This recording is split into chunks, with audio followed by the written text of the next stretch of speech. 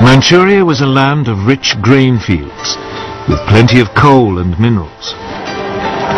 It was a perfect target. Japanese troops were already stationed there. But at this stage, Japan had to be cautious. They didn't want to rouse the other great power in the Pacific, the United States. It undoubtedly had the strength to take on Japan, but since the end of World War I, it had had other distractions.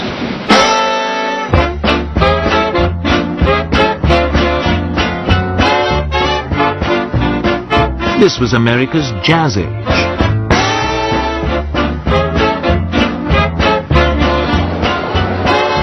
Throughout the 1920s, the nation concentrated on exploiting its vast resources. There was an economic boom that seemed without end. Fortunes were made both in industry and the stock markets. America seemed lost to the increasing pursuit of pleasure. With distractions like these, Japan's growing pains in the Pacific seemed very far away. America had slashed its army after World War I and agreed a naval reduction treaty with Britain, France and Japan. This, in effect, handed naval superiority in the Pacific to the Japanese. And then came the Great Depression.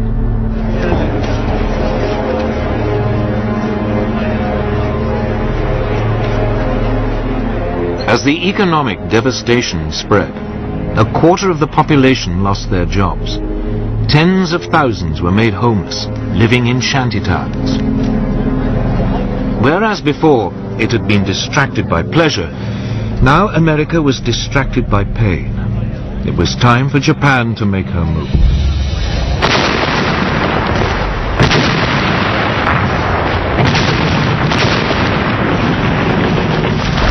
In 1931, without even informing their own elected government, the Japanese forces in Manchuria seized the capital Mukden and then overran the rest of the territory.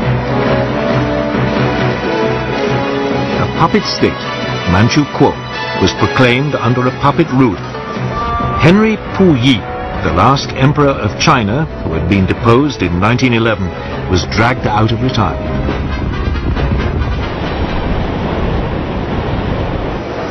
At its headquarters in Geneva, the League of Nations now faced its first great test. Japan was universally condemned. But her response was blunt. Japan, however, finds it impossible to accept the report adopted by the Assembly. The Japanese then just walked out, and the League suddenly realized there was nothing it could do about Manchuria.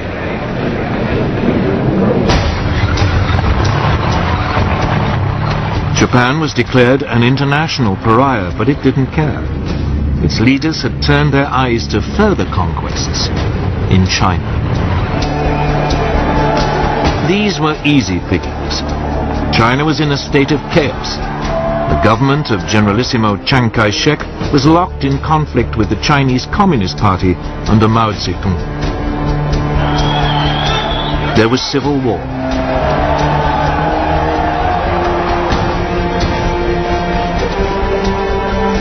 In 1936, as a precursor to invasion, the Japanese signed a pact with Hitler. The aim was to guard against any attack by Soviet Russia were it to move on China. Then in July 1937, the Japanese provoked an incident with Chinese troops and invaded.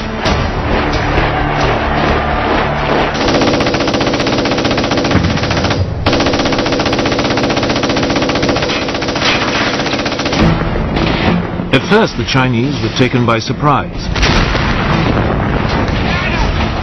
but they soon fought back fiercely, the Communists even joining the Kuomintang in a united front.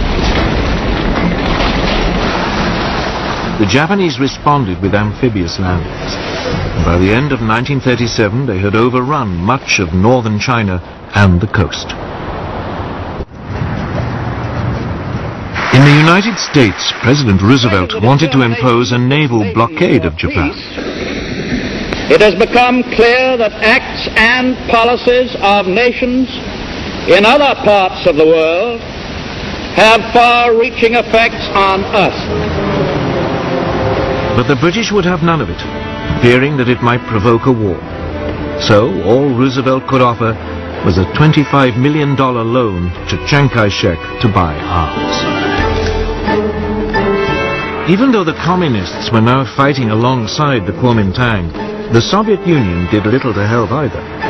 Its only involvement was a series of clashes along its own border with Manchuria. But China itself received nothing. Instead, it had to fight on alone. During 1938, the Japanese overran Canton and pushed the Chinese forces deeper into the west of the country. All the rhetoric of the League of Nations, all those promises to stop international aggression had come to nothing.